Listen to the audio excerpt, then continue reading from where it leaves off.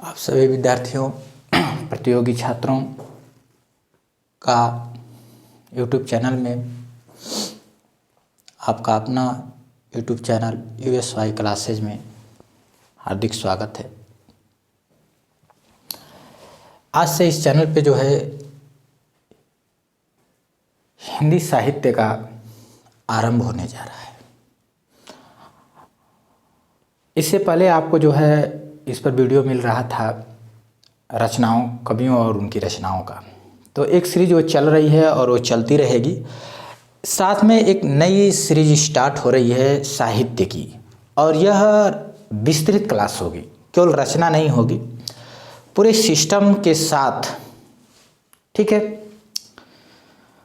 व्याख्या के साथ, सिस्टम के साथ एक आपको पूरी वीडियो मिलेगी और पूरी जीरो से लेकर के और अंत तक हिंदी की पूरी क्लासेज और बिल्कुल फ्री यूट्यूब चैनल पर आपको मिलेगी। और यह आज तक यूट्यूब पर ऐसा नहीं हुआ होगा कि सारे वीडियो, हिंदी साहित्य के इतिहास के सारे वीडियो जो है सिस्टम से, क्रम से और निःशुल्क प्राप्त हो जाए, ऐसा नहीं है, लेकिन ऐसा होगा। और USY क्लासेस इस चैनल के माध्यम से होगा। आपको सारे वीडियो जो है YouTube पर निःशुल्क प्राप्त होंगे। और उन बच्चों के लिए मेरा खास तौर से उद्देश्य रहा है जो आर्थिक स्थिति की वजह से या किसी कारणवश से नहीं पढ़ पा रहे हैं, उनको क्लासेज नहीं मिल पा रही है। यूट्यूब पे सर्च करते हैं, पूरी क्लासेज नहीं मिलती है। हर संस्था जो है कुछ वीडियो रखे हैं, बाकी वीडियो छिपा लेते हैं क्योंकि उनको भाई पैसा से क्लासेज मिलती है। लेकिन हमारे चैनल पे जो है पूरी क्लास जीरो से लेकर के और एकदम शिखर तक सारी क्लासेज सिस्टम बाय सिस्टम चलेगी और बिल्कुल निःशुल्क होगी। इसमें आप TGT PGT की तैयारी कर रहे हों या नेट JRF की तैयारी कर रहे हों या असिस्टेंट प्रोफेसर की तैयारी कर रहे हों, हिंदी विषय की जहाँ भी, चाहे DSSB की कर रहे हों TGT PGT या NVS की TGT PGT या KVS की, ठीक है, तो सभी जगह के लिए ये हिंदी साहित्य की जो क्लास हमारी स्टार्ट हो रही है ये सभी के लिए उपयोगी है। और मैं इसमें पूरी कोशिश करूँगा, पूरी की पूरी, कि मतलब कहीं से भी प्रश्न इससे बाहर न जाने पाए, ठीक है। और ये शानदार क्लास आप लोगों के सामने प्रस्तुत होने जा रही है। आप लोग बने रहिएगा, इस वीडियो को देखते रहिएगा, चैनल को लाइक और सब्सक्राइब भी आप लोग करते रहिएगा। अगर पसंद आए तो, न पसंद आए तो कोई दिक्कत नहीं, कोई बात नहीं है, लाइक सब्सक्राइब आप नहीं करेंगे, छोड़ दीजिएगा। लेकिन मुझे उम्मीद है कि ये क्लास आप लोगों को बहुत पसंद आने वाली है, क्योंकि मैं इसके लिए काफ़ी मेहनत करने वाला हूँ। और एक चीज़ है ना, मैंने चाणक्य की एक बात से बहुत प्रभावित हुआ। वो कहते हैं कि किसी कार्य को अगर करना है तो उस व्यक्ति को जो है कार्य करने से पहले ये सोच लेना चाहिए कि ये कार्य क्यों किया जा रहा है, क्या मैं इसे कर सकता हूँ। तो इस चीज़ को मैंने देखा कि हाँ मैं कर सकता हूँ, और क्यों कर रहा हूँ। तो मैंने देखा कि मुझे, जब मैं पढ़ रहा था तो YouTube पे जो है वीडियो खर्च करता था। आर्थिक स्थिति से मैं भी कमज़ोर था, तो YouTube पे वीडियो सर्च कर रहा था कि किसी टीचर का मिल जाए तो मैं पढ़ लेता। तो कोई 2-4 वीडियो सीरियल नंबर से मिलता, फिर उसके बाद गायब हो जाता, सब प्राइवेट हो जाता। कहा पेमेंट करिए, इतनी फीस है, ये फीस है। फिर अच्छा दूसरे ढूंढता, मतलब कम से कम 40-50 मैंने संस्थाओं यूट्यूब पे ढूंढा था उस समय। और कहीं मुझे क्लास पूरी नहीं मिली। मैंने एक ध्येय बनाया था कि जब मैं सफल होऊंगा तो यूट्यूब पे पूरी क्लास फ्री रखूंगा, ताकि जब बच्चा उसमें, जो भी बच्चा यूट्यूब से जुड़े और उसके बाद जब सर्च करे हिंदी साहित्य, तो उसको क्लास मिले, पूरी की पूरी क्लास मिले।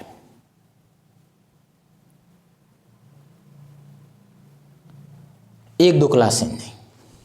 और एक चीज़ और मैं इसमें पूरी ताकत लगाने वाला हूँ, क्योंकि मनुष्य को जो है शेर से सीखना चाहिए।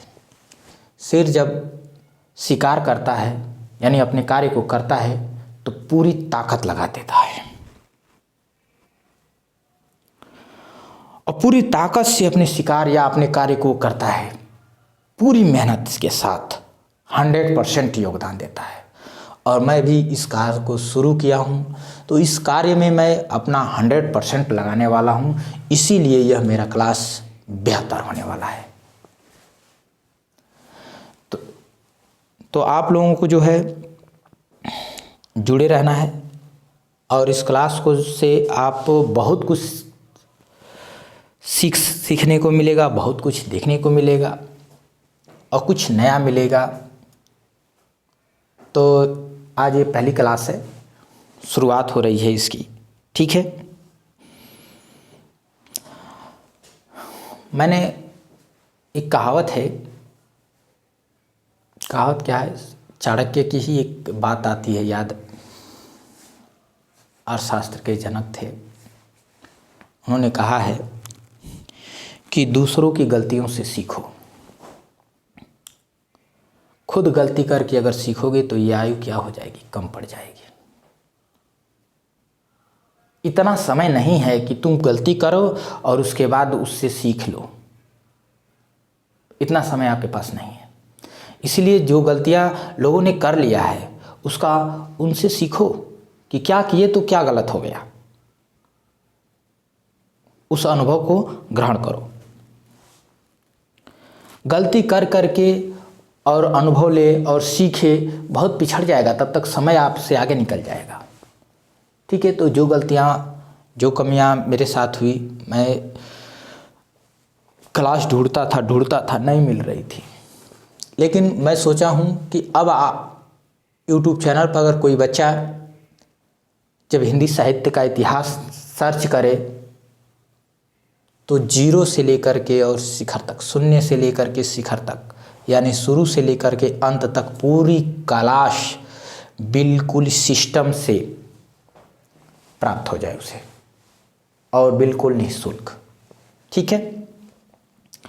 तो चलिए आज इस क्लास का आरंभ करते हैं। हिंदी साहित्य की इतिहास की क्लास है और ये पहली क्लास हमारी। पहले जानेंगे हम हिंदी की शुरुआत कैसे और कहाँ से हुई, और जहाँ से हिंदी का संबंध जहाँ जहाँ से रहा है, हिंदी भाषा का संबंध, वहाँ से हम स्टार्ट करते हैं, ठीक है।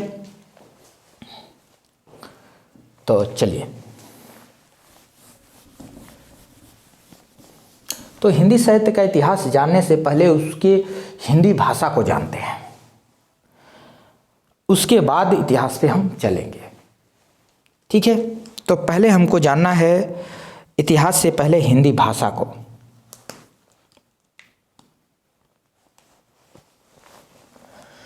तो इतिहास लिखने से पहले एक भूमिका होती है, भूमिका ही समझ के इसको लिख लीजिए।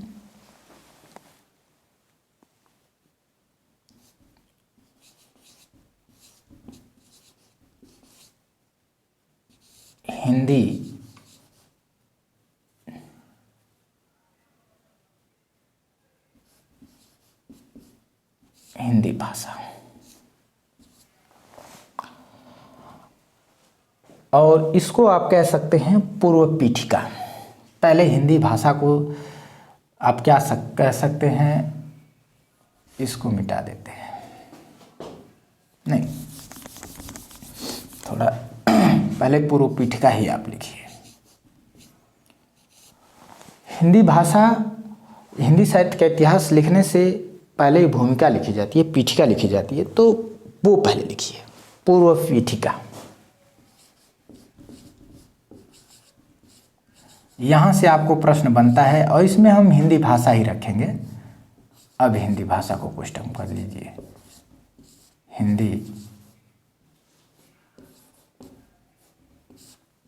भाषा पूर्व पीठिका के रूप में देखते हैं इसको। हिंदी भाषा को हम पूर्व पीठिका के रूप में देख रहे हैं, साहित्य के पूर्व पीठिका। तो हिंदी साहित्य का हमारा इतिहास होने वाला है। उससे पहले एक भूमिका है, कैसे हमारी हिंदी चली और कहाँ हिंदी पहुंची और कहाँ से हमारा इतिहास शुरुआत हुआ। तो हिंदी की पूर्व पीठिका को जानते हैं कि हिंदी से पहले था क्या और हिंदी का विकास हुआ कैसे। तो हिंदी भाषा की पूर्व पीठिका, ठीक है। तो हिंदी का संबंध हमारा जो है किसी न किसी भाषा परिवार से था, क्योंकि बहुत सारी भाषा परिवार विकसित हुए थे उस समय। अमेरिका देश है, कई सारे देश हैं, तो सबकी भाषाएं। तो हमारा जो हिंदी भाषा है, हिंदी है, उसका संबंध किस भाषा परिवार से है, हमें ये पहले जानना है कि हमारी हिंदी भाषा का संबंध किस भाषा परिवार से है। तो हमारे हिंदी भाषा का संबंध जो है भारोपीय परिवार से है। तो एक पॉइंट आपका बनता है, हिंदी भाषा का संबंध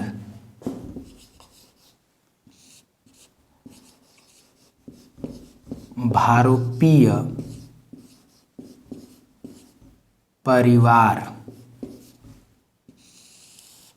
हिंदी भाषा का संबंध भारोपीय परिवार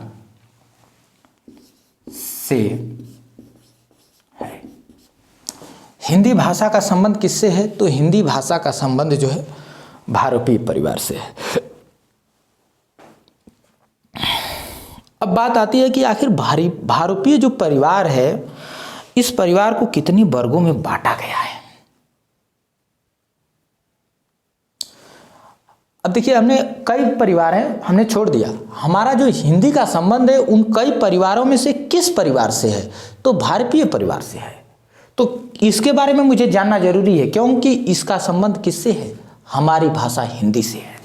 इसीलिए हम किसको जानेंगे? भारोपीय परिवार को जानेंगे। ठीक है।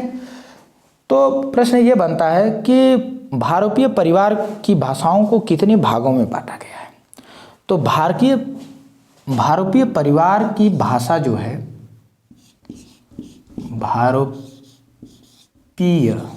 यहाँ पे ये छूट गया है। ठीक है, भारोपीय परिवार, अब सही हो गया। ठीक है,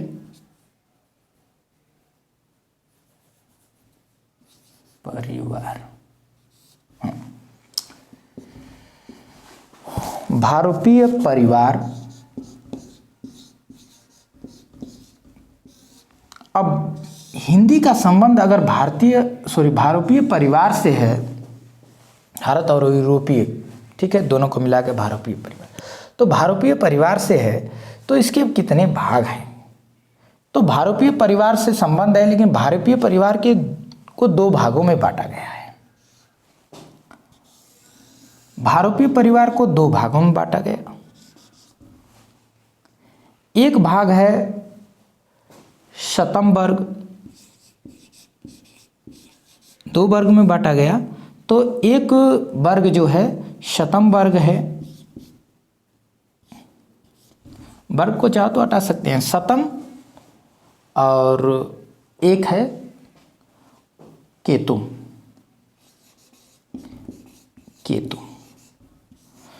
तो भारोपीय परिवार को दो वर्गों में बांटा गया है, शतम वर्ग चाहो तो लिख सकते हो, और केतुम वर्ग।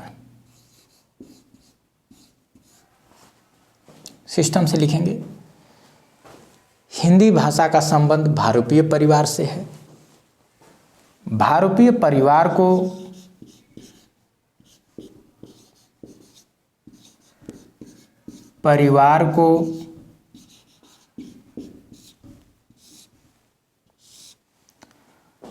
दो वर्गों में बांटा गया है। हिंदी भाषा का संबंध भारूपीय परिवार से है और भारूपीय परिवार को, यहाँ बार बार छूट जा रहा है, भारूपीय परिवार को दो वर्गों में बांटा गया है। कौन? तो शतम वर्ग और केतुम वर्ग। अब यहाँ संबंध में अब ये आता है कि आखिर हिंदी का संबंध तो भारूपीय परिवार से हो गई और लेकिन भारूपीय परिवार दो वर्गों में बटा है, तो आखिर हिंदी इसमें है कि इसमें है? हिंदी हमारी किसमें है? शतम वर्ग में है कि केतुम वर्ग में है? तो जो हिंदी भाषा है वो केतुम वर्ग में नहीं आती, इसलिए इसके बारे में हमको जानना ही नहीं है। हमको बस इतना जानना है कि हिंदी का संबंध भारूपीय परिवार से है और भारूपीय परिवार को दो भागों में बांटा गया है। उसके दो भाग किए गए हैं, एक शतम और एक केतुम। केतुम से संबंध हमारा नहीं है, हमारा संबंध शतम वर्ग से है। किससे है? शतम वर्ग से। ठीक है, शतम वर्ग से। और शतम वर्ग में कई शाखाएं हैं। शतम वर्ग में कई शाखाएं हैं, तो इसमें एक शाखा आती है आर्य शाखा। ठीक है, इसमें एक शाखा आती है आर्य शाखा। इसमें एक शाखा आती है आर्य शाखा।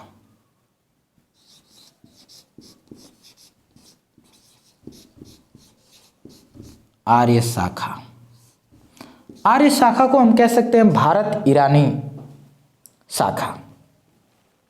ठीक है, भारत ईरानी शाखा। देखिए आप लोग नोट करते चलिए, बिल्कुल आपको जो है सिस्टमेटिक ढंग से हिंदी साहित्य का इतिहास यहाँ पे उपलब्ध होगा। ठीक है, और शुरुआत है, आप वीडियो में लगातार बने रहिए, आपको वीडियो बिल्कुल पसंद आने लगेंगे। ठीक है, पूरा इतिहास समझ में आने लगेगा। अभी पहली बार है तो हमारी आवाज़ आप लोगों को थोड़ी सी दिक्कतें करेंगी, लेकिन आवाज़ से धीरे धीरे परिचित हो जाएंगे और जब परिचित हो जाएंगे उसके बाद सब कुछ आसान हो जाएगा। थोड़ी सी भाषा की दिक्कतें आपको आएगी शुरुआत में। ठीक है, क्योंकि अभी पहचान हमसे आपसे नहीं है। देखेंगे आर्य शाखा शतम वर्ग में आती है। आर्य शाखा, आर्य शाखा को हम भारत ईरानी शाखा भी कहते हैं। ठीक है, इतना समझ में आ गया कि हिंदी भाषा का संबंध भारूपीय परिवार से है और भारूपीय परिवार को दो वर्गों में बांटा गया है। भारूपीय परिवार का जो दो भाग है यहाँ पे मैंने लिख दिया, शतम वर्ग और केतुम वर्ग। और केतुम वर्ग से हिंदी का कोई संबंध नहीं है, दूर दूर तक नहीं है, क्रॉस कर दिया मैंने, वहाँ वो आपको जानने की ज़रूरत नहीं है। तो आया शतम वर्ग। शतम वर्ग में जो हमारा कई शाखाएं हैं और कई शाखाओं को हमको नहीं देखना, हमको उस शाखा को जानना है जिससे हमारी हिंदी का संबंध है। तो शतम वर्ग में जो शाखा है आर्य शाखा, उसी से हमारी हिंदी की क्या है, हिंदी जुड़ी हुई है, यानी उसी से हिंदी का विकास हुआ है। तो हम आर्य शाखा को भारत ईरानी शाखा भी कहते हैं। ठीक है, अब भारत ईरानी शाखा यानी आर्य शाखा के भी तीन भाग हो चुके हैं। कितने भाग? तीन भाग हो गए हैं। तो इसके तीन भागों को हम देखते हैं कि आखिर भारत ईरानी जो शाखा है इसके तीन भाग कौन कौन से हैं। ठीक है,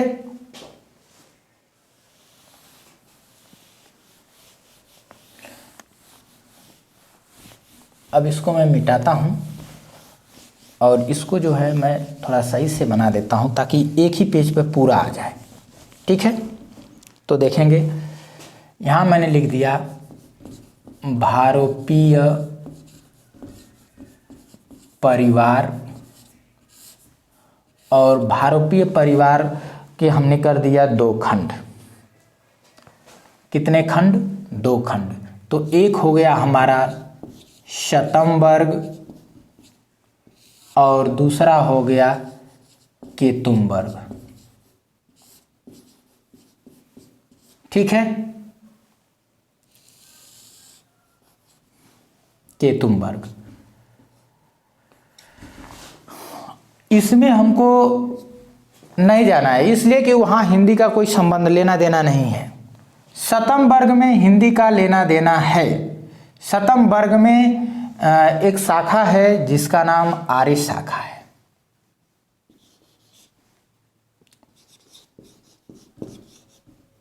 आर्य शाखा, या इसी को हम कहते हैं भारत ईरानी शाखा। अब इसको जो है हमने 3 भागों में बांट दिया, यानी कि विद्वानों ने नहीं, इसके 3 भाग हैं। ठीक है, तो भाषा विद्वानों ने जो है इसका जब अध्ययन किया तो आर्य शाखा को 3 भागों में बांटा है। 3 शाखाएं बताई गई हैं। पहली शाखा इसकी बताई गई है ईरानी शाखा। ईरानी शाखा। और इसकी जो दूसरी शाखा बताई गई है वो बताई गई है दरद। और तीसरी जो शाखा बताई गई है वो बताई गई है भारतीय।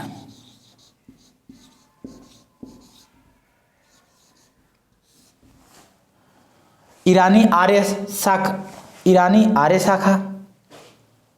ठीक है, या ईरानी आर्य भाषा परिवार इसको कह सकते हैं। ईरानी आर्य और भाषा और परिवार।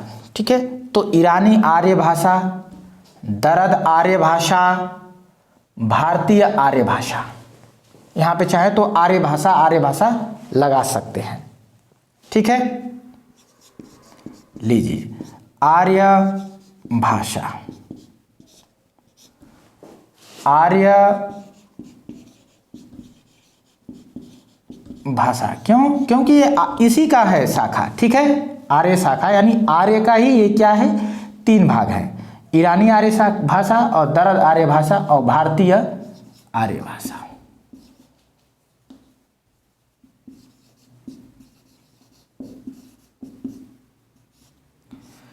अब देखिए ईरानी आर्य भाषा में जो है फारसी और अवेस्ता, फारसी भाषा जो है इसी में आती है। फारसी आ जाती है और अवेस्ता आ जाती है। ठीक है, फारसी और अवेस्ता किसमें, ईरानी आर्य भाषा परिवार में आ जाती हैं। और दरद में देखा जाए तो इसमें कश्मीरी, सिरड़ा, चित्राड़ली, कश्मीरी,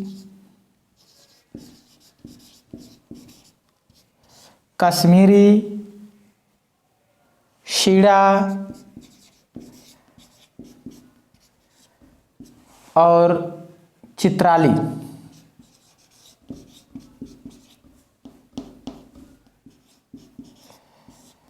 ठीक है, तो ये दरद आर्य भाषा में आ गई। आपको इस पे थोड़ा सा ध्यान देना है। यहाँ ध्यान देने की जरूरत नहीं है क्योंकि इसमें हिंदी नहीं है, कोई दिक्कत नहीं। यहाँ भी हिंदी नहीं है, कोई दिक्कत नहीं। अब यहीं पे हमारी हिंदी आ जाती है भारतीय आर्य भाषा में। ठीक है, भारतीय आर्य भाषा में क्या आती है, तो यहाँ आ जाती है संस्कृत, यहाँ आ जाती है पाली, यहाँ आ जाती है प्राकृत,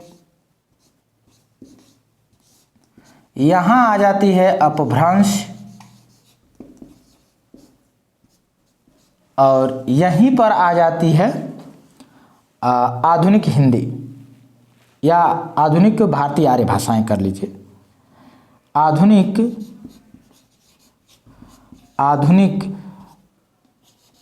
आधुनिक में जितनी भाषाएं यहाँ पे चल रही है, असमिया, उड़िया, बंगाली, सब इसी में हैं, कई भाषाएं हैं। ठीक है, तो हमको हिंदी वाली देखना तो अपना हम हिंदी देखेंगे। ठीक है, तो आधुनिक भारतीय भाषाएं। ठीक है, अब इसमें अब हिंदी वाला देखें तो क्या आएगा, इसमें आएगा अवधी, ब्रज, खड़ी बोली। ठीक है, ये सब आ जाएंगे। मैथिली, बिहारी, भोजपुरी सब आ जाएंगी इसमें, किसमें, आधुनिक भारतीय आर्य भाषाएं। ठीक है, तो भारतीय आर्य भाषा के अंतर्गत कौन कौन सी आ रही है, संस्कृत, पाली, प्राकृत, अपभ्रंश और आधुनिक भारतीय आर्य भाषाएं आपको देखने को मिल रही है। तो इनको हम छोड़ देते हैं और इनको भी हम छोड़ते हैं। अब हमको कहाँ आगे बढ़ना है, इसमें आगे बढ़ना है। इनको क्या करना है, छोड़ देना है। इसमें हमारी हिंदी नहीं है, तो हमने देखा कि हिंदी का संबंध कहाँ था, भारतीय परिवार में। ठीक है, तो भारतीय परिवार के किस शाखा से, तो भारतीय परिवार के शतम शाखा जो है, शतम वर्ग है, उससे हिंदी का संबंध है। तो शतम वर्ग में किस शाखा से, तो आर्य शाखा से है, भारत ईरानी शाखा से। अब भारत ईरानी शाखा में जो है के भी 3 शाखा हैं, तो उनमें से किस में है, तो उनमें जो है ईरानी आर्य भाषा, दरद आर्य भाषा, इन दोनों में न होकर के भारतीय आर्य भाषा में है। इसी में हिंदी का संबंध है, क्योंकि हिंदी कहाँ है, भारत में, तो इसमें है। अब इसमें संस्कृत है, पाली है, प्राकृत है, अपभ्रंश है, तब आधुनिक हिंदी हमारी आएगी। ठीक है, तो हिंदी हमारी कहाँ आएगी, इनके बाद आ जाएगी। अब देखेंगे, अब आगे ये आप लोग बना लीजिए फिगर, बिल्कुल ये फिगर आप लोग क्या कर लीजिए, बना लीजिए। ठीक है, और उसके बाद हम अध्ययन करेंगे किसका, इसका। ठीक है, तो हमें उम्मीद है बन गया होगा। चलिए आगे चलते हैं। अब इस शाखा के अंतर्गत हम लोग प्रवेश करते हैं। ये तो एक संरचना आपके सामने प्रस्तुत हो गई। ठीक है, आगे बढ़ते हैं। ये आप लोग नोट कर लिए होंगे। अब नोट कर लिए तो आगे बढ़ते हैं। भारतीय आर्य भाषा,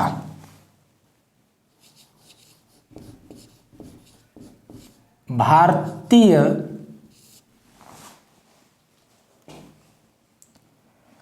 या ऐसे लिख दो पहले, तब उसके बाद विभाजन करते हैं। भाषिक आधार पर, भाषिक आधार पर भारतीय आर्य भाषा, भारतीय आर्य भाषा, भाषिक आधार पर भारतीय आर्य भाषा को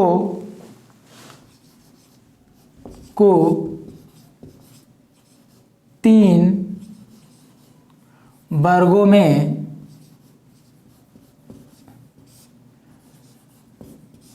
बांटा गया है।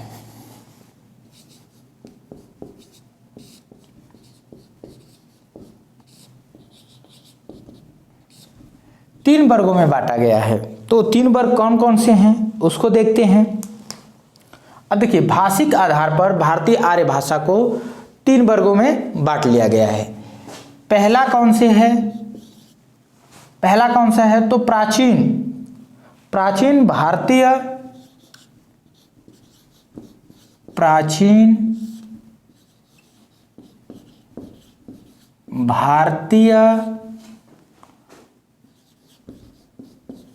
आर्य भाषा, प्राचीन भारतीय आर्य भाषा।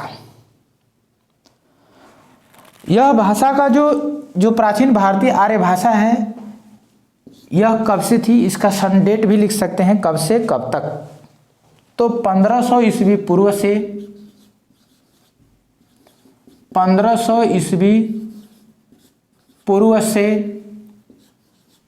500 ईस्वी पूर्व तक इसका समय सीमा है। प्राचीन भारतीय आर्य भाषा का जो समय सीमा है वो क्या है, 1500 ईस्वी पूर्व से 500 ईस्वी पूर्व तक। इसी समय जो है मध्य एशिया से आर्य लोग यहाँ पर आए और उनकी भाषा संस्कृत थी, इसी वजह से जो है हम उनकी भाषा को जो है आर्य भाषा कह देते हैं, ठीक है, क्योंकि वो मध्य एशिया से आए थे, आर्य लोग थे, उनकी भाषा को आर्य भाषा कहा जाता है, ठीक है। तो भारत में आ गए तो चूंकि भारतीय आर्य भाषा हो गई, और ईरान में जो लोग गए तो उनको ईरानी आर्य भाषा हो गई। बात समझ में आए? तो प्राचीन भारतीय आर्य भाषा ये कब से कब आए थे, तो 1500 ईसा पूर्व ये लोग आए थे। तो 1500 ईसा पूर्व से 500 ईसा पूर्व तक, 500 ईसा पूर्व तक। अब देखिए दूसरी जो भाषा परिवार दूसरा जो भाग किया गया है, प्राचीन भारतीय आर्य भाषा पहला है, और दूसरा जो वर्ग है वो है मध्य।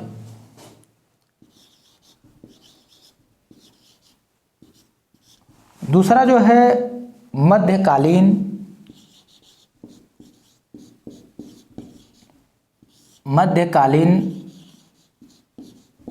भारतीय आर्य भाषा, मध्यकालीन भारतीय आर्य भाषा, इसका समय जो है 500 ईसा पूर्व, 500 ईसा पूर्व से और 1000 ईस्वी तक, यहाँ पूर्व नहीं है, ठीक है। 500 ईसा पूर्व से 1 ईस्वी, 1 ईस्वी से फिर 1000 ईस्वी, यानी 500 से सीधा कहाँ 1000 ईस्वी तक। इसके बाद तीसरी जो है, तीसरा भाग इसका बनाया गया है वो है आधुनिक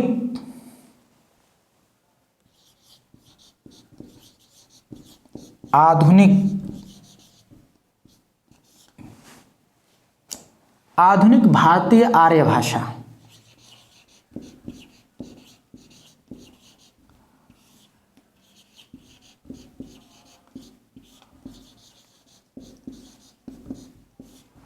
और इसका समय जो है 1000 ईस्वी से स्टार्ट होता है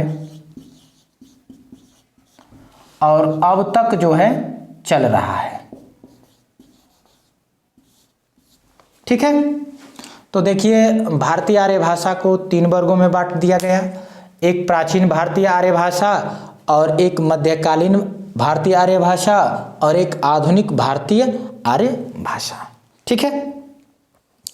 अब इनमें से, इन तीनों में से हम किस पर चले, तो सबसे पहले प्राचीन भारतीय आर्य भाषा की ओर चलते हैं, ठीक है। तो प्राचीन भारतीय आर्य भाषा के अंतर्गत संस्कृत आती है। कौन सी भाषा आती है, तो संस्कृत आती है। और मध्यकालीन भारतीय आर्य भाषा के अंतर्गत कौन सी भाषा आती है, तो वो आ जाती है प्राकृत। और आधुनिक भारतीय आर्य भाषा के अंतर्गत कौन सी आ जाती है, तो यहाँ आ जाती है हिंदी, ठीक है। अगर शार्ट में एक पॉइंट डिनोट करना चाहें तो यहाँ पे डिनोट कर सकते हैं कि यहाँ थी क्या, संस्कृत, ठीक है, और यहाँ थी क्या, प्राकृत, और यहाँ थी कौन सी, तो हिंदी। अब देख सकते हैं हिंदी का विकास आपको दिख रहा होगा। संस्कृत से आ गई, प्राचीन भारतीय आर्य भाषा में क्या थी, संस्कृत। उसके बाद मध्यकालीन भारतीय आर्य भाषा है तो उसमें क्या आ गई, प्राकृत। और उसके बाद आधुनिक भारतीय आर्य भाषा है तो क्या आ गई, हिंदी। यहाँ संस्कृत के 2 प्रकार की संस्कृत को 2 भागों में बांट लिया गया है, क्योंकि 2 प्रकार की संस्कृत यहाँ पे दिखती है, एक वैदिक और एक लौकिक। और यहाँ प्राकृत को 3 भागों में बांटा गया है। एक प्राकृत प्रथम प्राकृत, द्वितीय प्राकृत और तृतीय प्राकृत कहा गया है। तो जो प्रथम प्राकृत है उसे हम पाली कह लेते हैं, और जो द्वितीय प्राकृत है उसे प्राकृत कहते हैं, और तृतीय प्राकृत जो है उसे हम अपभ्रंश कहते हैं। किसमें? तो मध्यकालीन भारतीय आर्य भाषा में।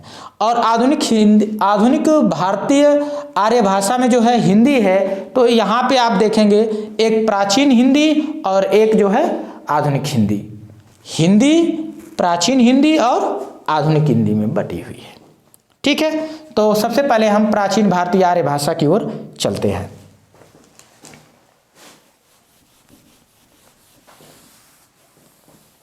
ये नोट कर लिए होंगे आप लोग।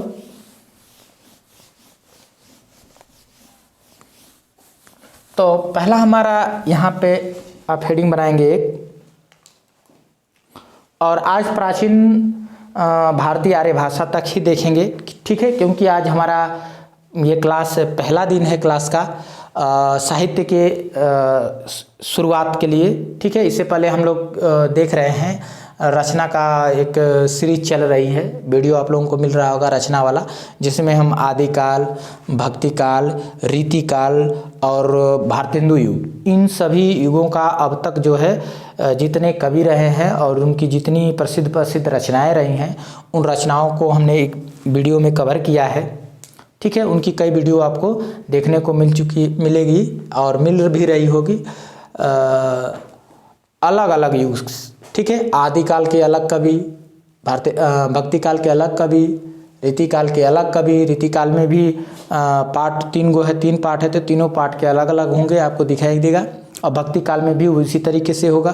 फिर आधुनिक में हम भारतेंदु युग के सारे कवियों और उनकी रचनाओं को आपको वीडियो जो है सेंड कर दिया है।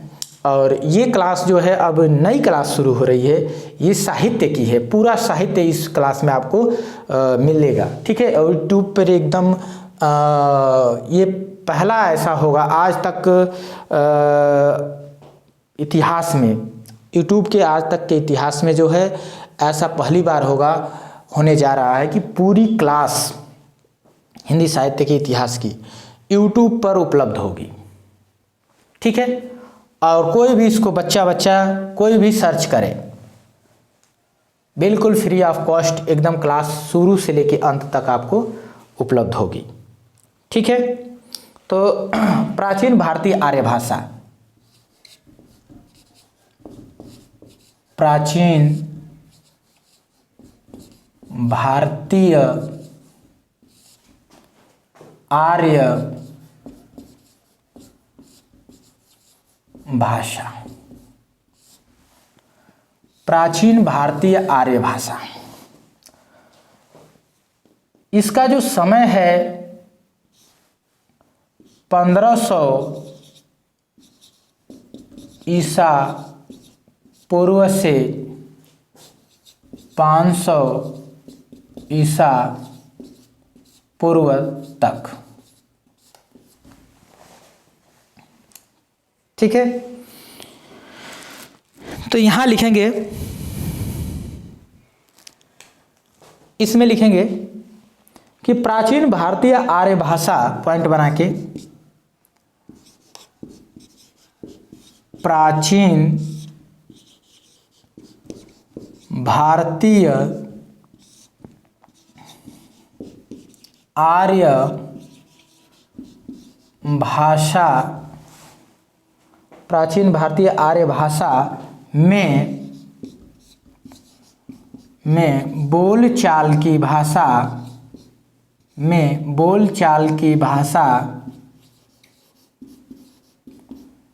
बोलचाल की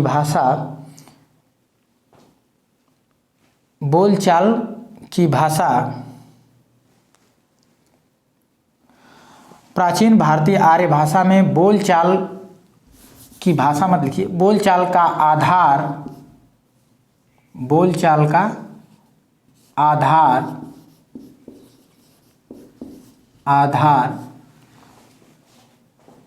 का आधार संस्कृत भाषा थी, संस्कृत भाषा थी। अब देखिए, प्राचीन भारतीय आर्य भाषा में बोलचाल का आधार क्या था, यही संस्कृत भाषा थी। ठीक है, बोलचाल का आधार क्या था? इसमें संस्कृत ही सब लोग बोलते थे, बोलचाल की ये भाषा थी संस्कृत। ठीक है, तो सारे ग्रंथ इसी में लिखे गए। संस्कृत भाषा के दो रूप मिलते हैं। दूसरा पॉइंट लिखेंगे कि संस्कृत भाषा के दो रूप मिलते हैं। संस्कृत भाषा के कितने रूप मिलते हैं? तो दो रूप मिलते हैं। कौन कौन? तो पहला है वैदिक संस्कृत, वैदिक संस्कृत, और इसका समय आप लिख सकते हैं 1500 ईसा पूर्व से 800 ईसा पूर्व तक। और दूसरा है लौकिक संस्कृत।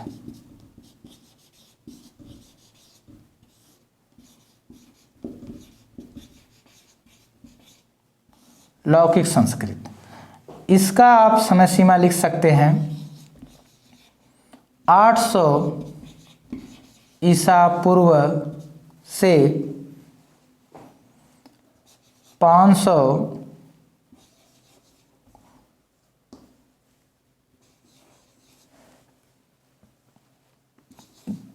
ईसा पूर्व तक।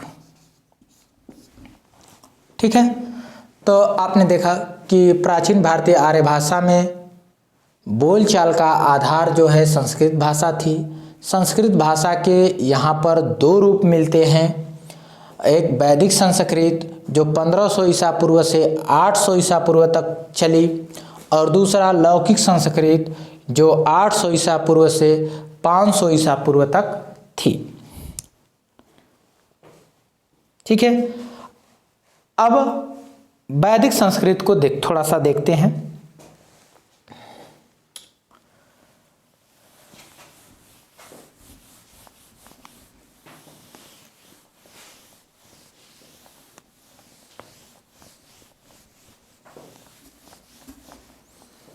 अब देखते हैं वैदिक संस्कृत।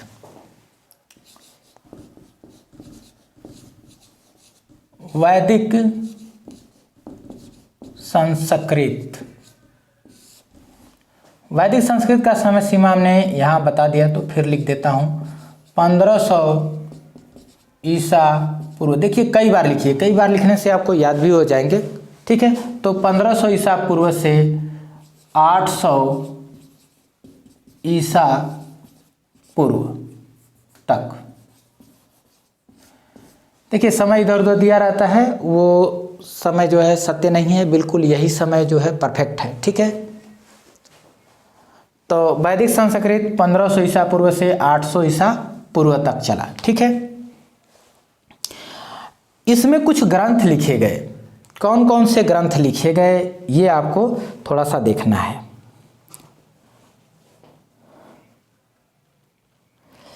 इसमें जो ग्रंथ लिखे गए थे वे वेद लिखे गए।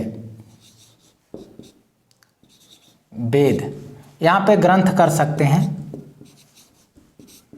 ग्रंथ कौन से लिखे गए वैदिक संस्कृत में? तो वेद, वेद में कौन कौन सा? तो ऋग्वेद,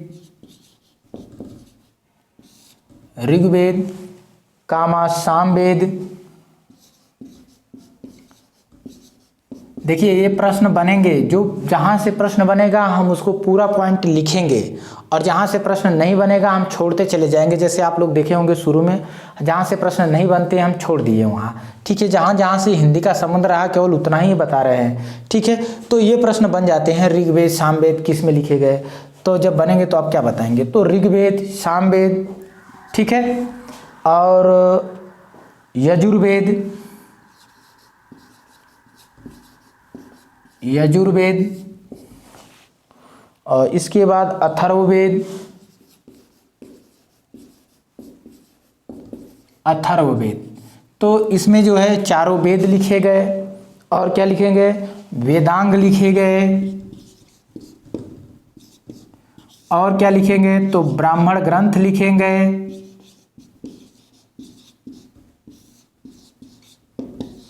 ब्राह्मण ग्रंथ लिखे गए और क्या लिखे गए, तो उपनिषद लिखे गए,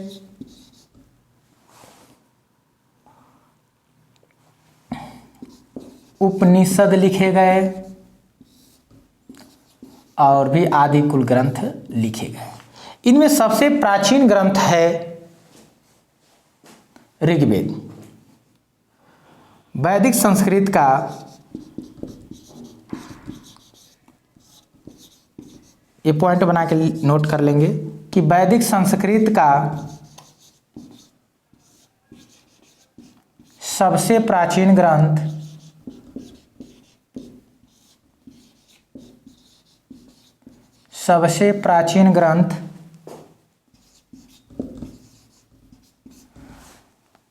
ऋग्वेद है। कौन सा है, तो ऋग्वेद है। ठीक है, ये आपको पॉइंट बना के नोट कर लेना है। वैदिक संस्कृत में जो है कौन कौन से ग्रंथ आते हैं, तो चारों वेद आते हैं, वेदांग आते हैं, ब्राह्मण ग्रंथ आते हैं और उपनिषद आदि सब आ जाते हैं। और वैदिक संस्कृत का सबसे प्राचीन ग्रंथ जो है ऋग्वेद है। ठीक है, अब आते हैं लौकिक संस्कृत। तो लौकिक संस्कृत में बहुत सारे काव्य ग्रंथ हुए हैं और वहाँ से प्रश्न हमारे हिंदी साहित्य के इतिहास में भी बनते हैं, तो उन ग्रंथों को हम आज लिखेंगे। ठीक है, संस्कृत के जितने ग्रंथ हैं इनको छोड़ने के बाद रामायण है, महाभारत है, कालिदास की रचनाएं है, भभूति की है, भारवी की है, सब लौकिक संस्कृत में आती हैं, तो उनको हम नोट करेंगे अभी और आप लोग तैयार हो जाइए। तो वैदिक संस्कृत कंप्लीट हुआ, इसके बाद जो है आता हमारा लौकिक संस्कृत। कौन सा संस्कृत, लौकिक।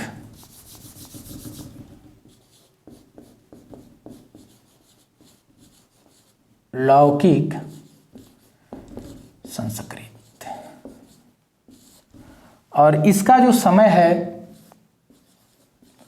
800 ईस्वी, 800 ईसा पूर्व से 500 ईसा पूर्व तक। ठीक है, इसमें ग्रंथ देखेंगे, इसमें ग्रंथ बहुत सारे लिखे गए हैं। लिखेंगे लौकिक, पहले तो इसको हटा दीजिए, यहाँ लिखिए लौकिक संस्कृत का रचना संसार समृद्ध है। पॉइंट बना के लिखिए कि यानी बहुत ज़्यादा है। लौकिक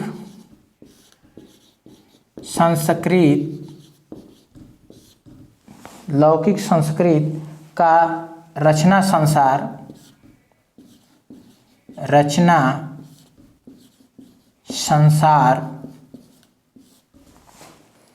समृद्ध है,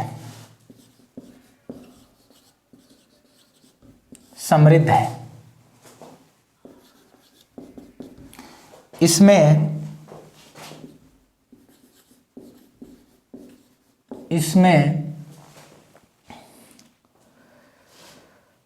धार्मिक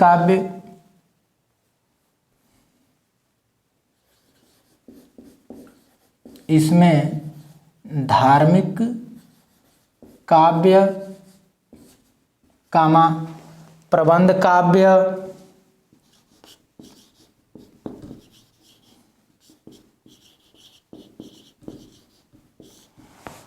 प्रबंध काव्य, गीति काव्य,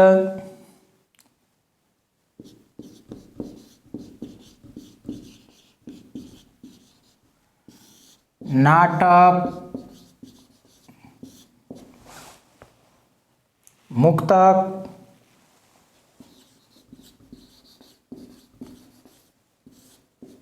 कथा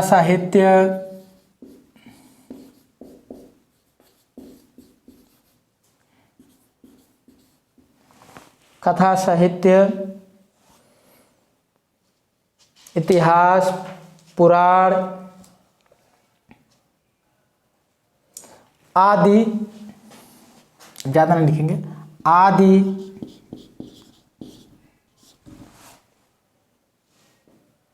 साहित्य रचना हुई है।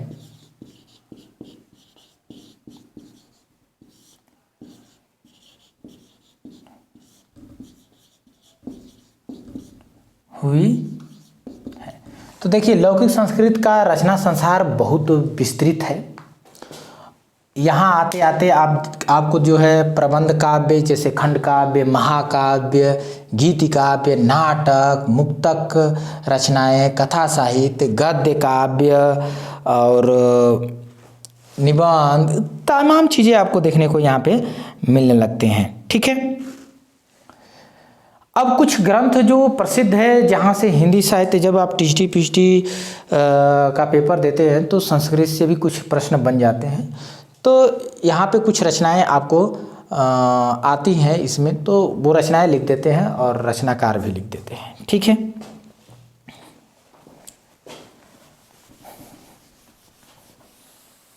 तो एक साइड आप लिखेंगे ग्रंथ और ग्रंथकार,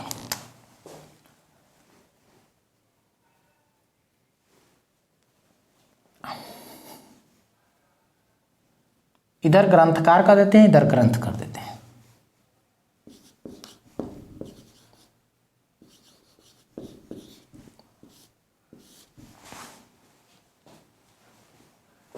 और इधर हो गया ग्रंथ। ठीक है, तो आप देखेंगे सबसे पहला ग्रंथ इसमें आता है वाल्मीकि का।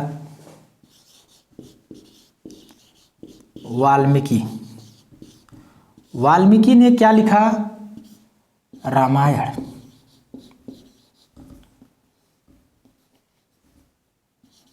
ठीक है, रामायण ही लिखे थे, रामायण।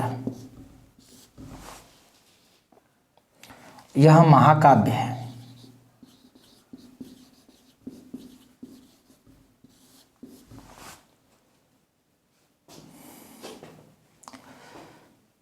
आगे लिखेंगे वेद व्यास।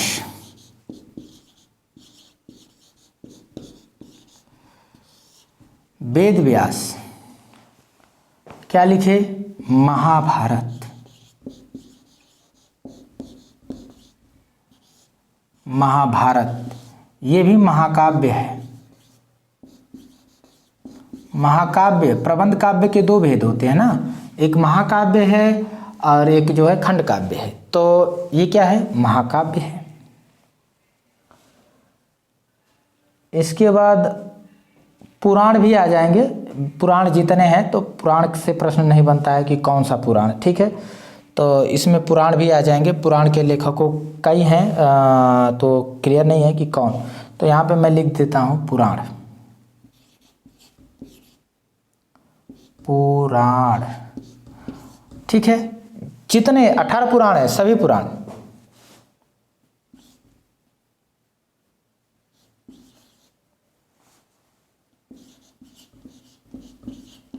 अठारह पुराण है।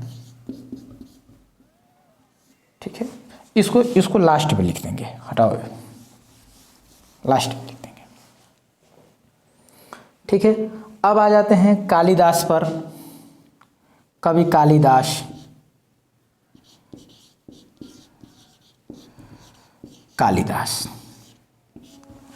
कालिदास का देखें तो रघुवंशम।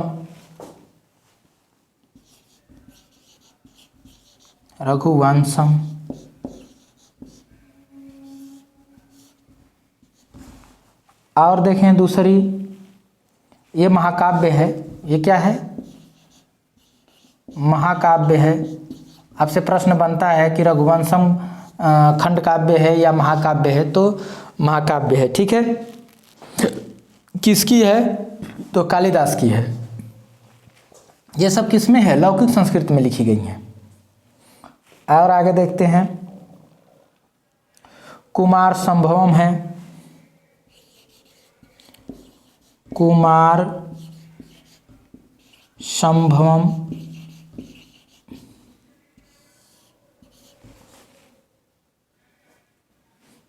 कुमार संभवम यह भी आपको महाकाव्य है।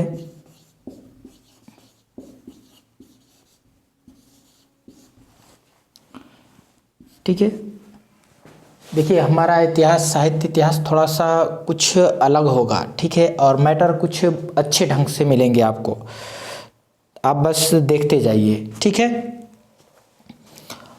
तो रघुवंशम है महाकाव्य, कुमार संभवम है महाकाव्य इनका, और इनकी एक रचना है मेघदूत,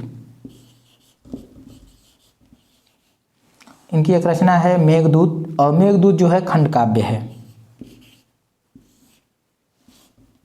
ये क्या है? खंड काव्य है। ये सब कालिदास की रचना है, ठीक है। ये किसकी है? कालिदास की रचना है। 1 2 3 चौथी देख लेते हैं। इन सबसे प्रश्न बनेगा आपको। मालविकाग्निमित्रम है,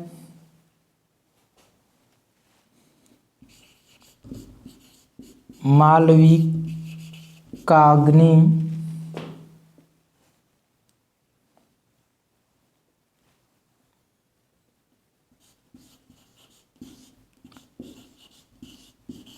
मित्रम, मालविकाग्निमित्रम, मालविकाग्निमित्रम जो है इनका नाटक है। इनका क्या है? तो नाटक है। यहाँ तक आप लोगों को दिख रहा होगा। एक और लिख देते हैं, जो उम्मीद है कि वो भी आप लोगों को दिखे जाना चाहिए, ठीक है। विक्रमो उर्वशीयम, विक्रमो उर्वशीयम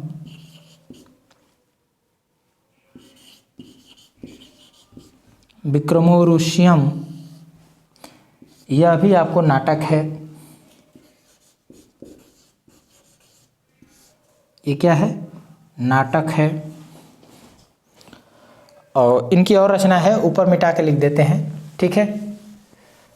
ऊपर का आप लोग लिख चुके होंगे। तो 5 रचना यहाँ पे हो गई। छठी रचना यहाँ देख लीजिए,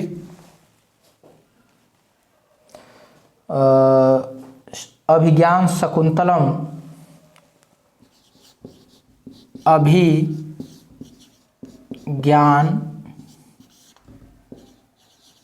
शाकुंतलम, ये भी आपका नाटक है।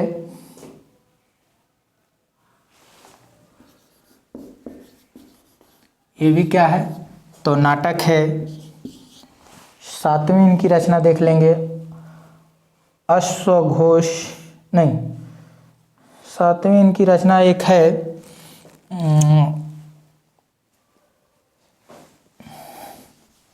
छोड़ दीजिए उसको, ऋतु करके है, याद नहीं आ रही है। तो इनकी देखिए फेमस रचनाएं हैं।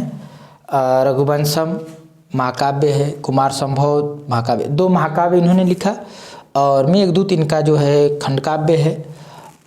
मालविकाग्निमित्रम है, विक्रमोर्वशी, मेघदूत जो रामायण में मेघदूत है, मेघ है, मेघनाथ उसके ऊपर है,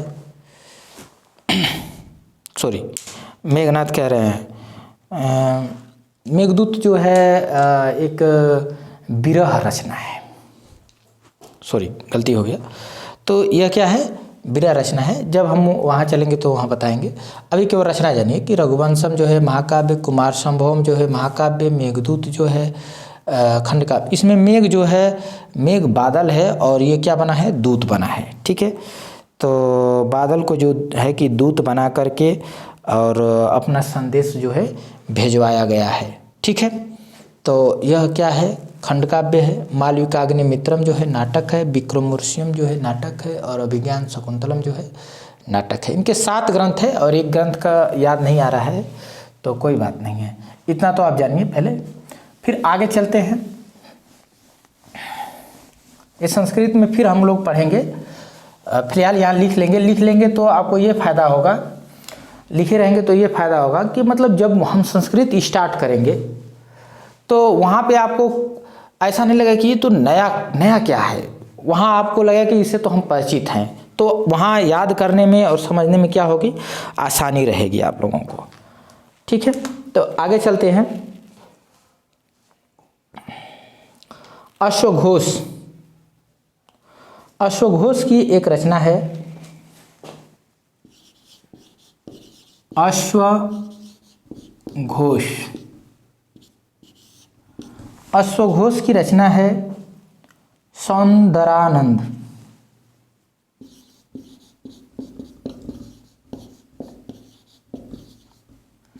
सौंदरानंद, और ये जो है महाकाव्य है। यह क्या है, महाकाव्य है।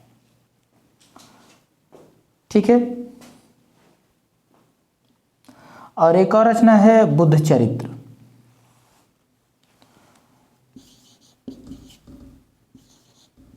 बुद्ध चरित्र, ये भी इनका क्या है, महाकाव्य है।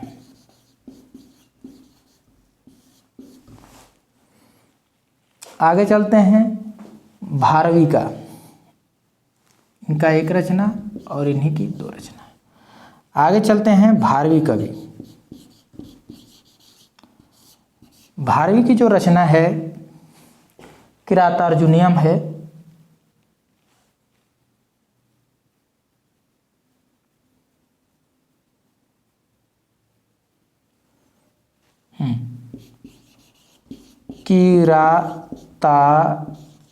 किरातार्जुनीयम, किरातार्जुनीयम है। ठीक है, और यह महाकाव्य है। ये सब लौकिक संस्कृत की रचनाएं हैं। आगे कभी देखेंगे, माघ है, संस्कृत में एक कवि माघ हैं। इन लोगों से प्रश्न टीजीटी पीजीटी में सदैव बनता है, इसलिए आपको इनको जानना अनिवार्य है। ठीक है, तो यहाँ पे लौकिक संस्कृत में इनकी रचनाएं आ रही हैं तो हम लिखवा दे रहे हैं। फिर जब संस्कृत पढ़ा जाएगा तो वहाँ पे भी हम लोग क्या करेंगे, इसको अच्छे से देख लेंगे। फिलहाल माघ, ठीक है, इनको और अच्छे से देखेंगे कहाँ पर, संस्कृत में, जब संस्कृत साहित्य पढ़ा जाएगा तब। यहाँ तो उल्लेख कर रहे हैं क्योंकि हमको हिंदी पढ़ना है, अभी हिंदी की ओर चलना है। ठीक है, तो फटफट जो है संस्कृत में, जो लौकिक संस्कृत में जो जितनी रचनाएं आ रही हैं उनको यहाँ पे क्या कर रहे हैं, देख रहे हैं। और जो रचनाएं लौकिक संस्कृत की जो यहाँ से प्रश्न नहीं बनेगा उन्हें हम छोड़ देंगे। ठीक है, तो इन लोगों से प्रश्न बनता है। तो माघ की कौन सी रचना है, शिशुपाल वध।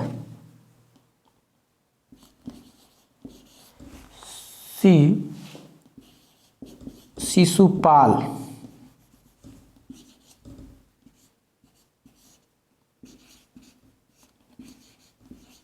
शिशुपाल वधम, ये क्या है, महाकाव्य है। महाकाव्य है। आगे देखते हैं भास, एक कवि हैं भास।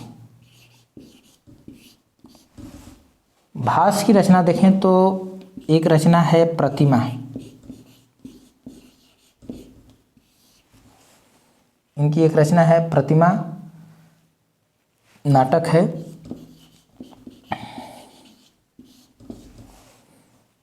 और दूसरी रचना है इनकी, अभी तक तो दिख रहा होगा, अभिषेक। अभिषेक, ये भी इनका क्या है, नाटक है। ठीक है, इनका एक और रचना है, उनको भी देख लेते हैं। थोड़ा थोड़ा इन रचनाओं से परिचित हो जाते हैं यहीं पर। तो इनकी भास की तीसरी रचना यहाँ लिखते हैं। तीसरी रचना है बाल चरित्र।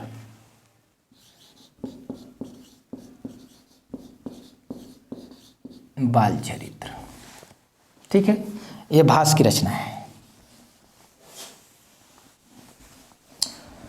आगे कवि है हमारे पास एक शूद्रक। एक कवि हैं शूद्रक, इनकी रचना है, इसको मिटा देते हैं। हाँ, इनकी रचना है मृच्छकटिकम। मृच्छकटिकम,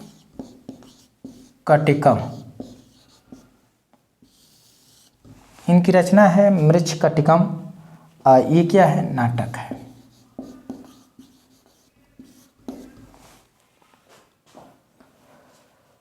अगले एक कवि हैं हर्षवर्धन।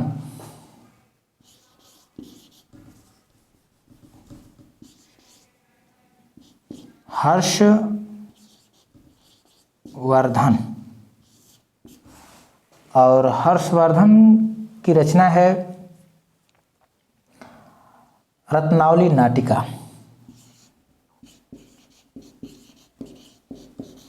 रत्नावली ये नाटिका है।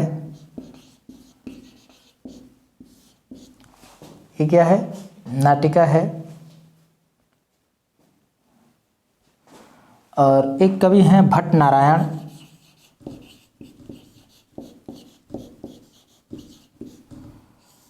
भट्ट नारायण, इनकी रचना है बेड़ी संहार। बेड़ी संहार,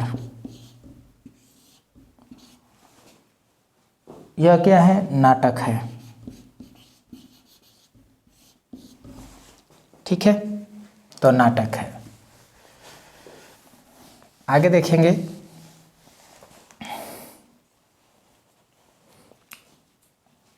विशाख दत्त। अगले कवि हैं विशाख दत्त। विशाख दत्त, मुद्रा राक्षस नाटक, इनका एक नाटक है मुद्रा राक्षस। ये क्या है? तो नाटक है। अगले कवि हैं भवभूति।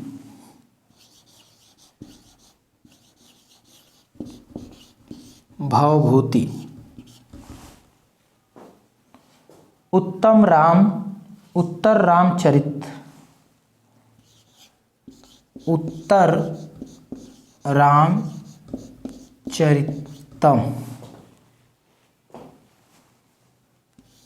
उत्तर रामचरित, यह नाटक है। चरितम लगा लीजिए, संस्कृत में है तो नाटक। ये क्या है? यह चरित्र ही रखने दीजिए, ठीक है। और एक और इनकी नाटक है महावीर चरित।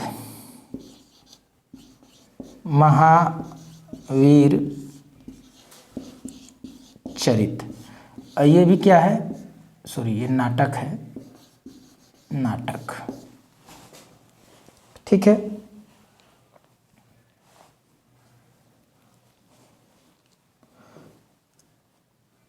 और एक कवि हैं बाण। बाण भट्ट का नाम सुने होंगे। तो बाण कवि हैं।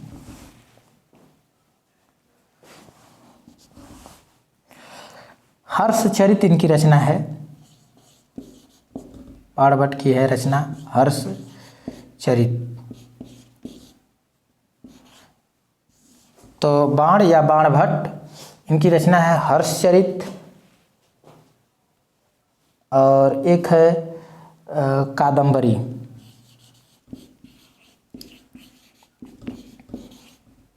ठीक है, चाहे तो यहाँ भट्ट लगा लीजिए, बाण भट्ट।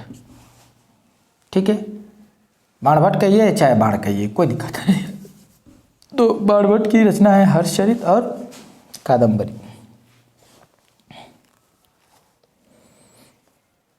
एक कवि हैं भर्तृहरि, ऊपर लिखते हैं।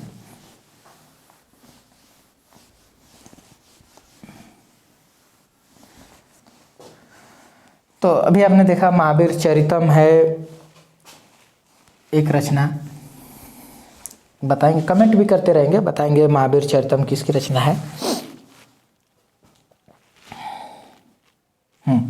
भर्तृहरि,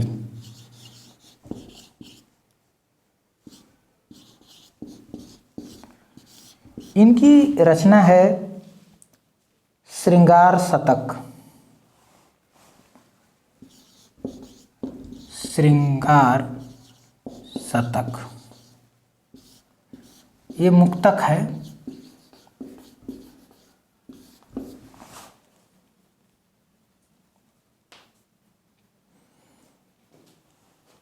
और एक कवि हैं अमरुक। अमरुक, इनकी एक रचना है अमरुक शतक।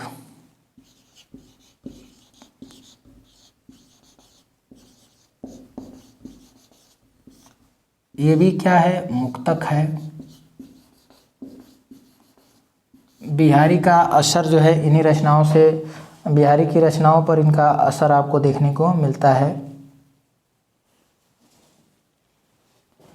जयदेव हैं एक कवि।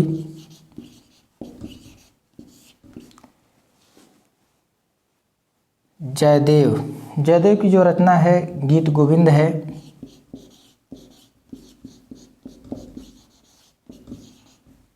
गीत गोविंद है। और गोवर्धन है।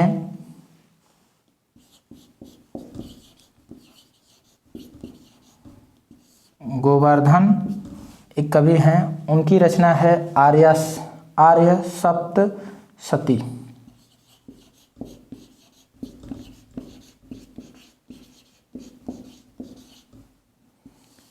इसका ज़्यादा प्रभाव आपको देखने को मिलता है बिहारी की रचनाओं पर। ठीक है, तो ये कुछ रही हमारी लौकिक संस्कृत की रचनाएं। और ये बहुत काफ़ी इम्पोर्टेंस रचनाएं हमने लौकिक संस्कृत में लिखवाया है। यहाँ से आपका प्रश्न बार बार बनते हैं, चाहे टीएचडी हो चाहे पीएचडी हो, नेट जेआरएफ में भी बनते हैं। ठीक है, असिस्टेंट प्रोफेसर में भी आपको यहाँ से प्रश्न आपको देखने को मिलते हैं। आप लोग जो है ये इतना ही क्लास अब रखेंगे। कल जो है हम इसके आगे की क्लास मध्यकालीन भारतीय आर्य भाषा से स्टार्ट करेंगे। ठीक है, आज की क्लास यहीं पे हम ब्रेक करते हैं। और आप लोग कमेंट में ज़रूर बताएंगे कि ये क्लास आप लोगों को कैसी लगी और क्या इसको आगे बढ़ाया जाए। ठीक है, तो कमेंट बॉक्स में आप लोगों को कमेंट करना है। और इस वीडियो को देखने के लिए और इस पर जो है जो भी कमेंट या सुझाव देने के लिए आप सभी लोगों का बहुत बहुत धन्यवाद। शुभ रात्रि।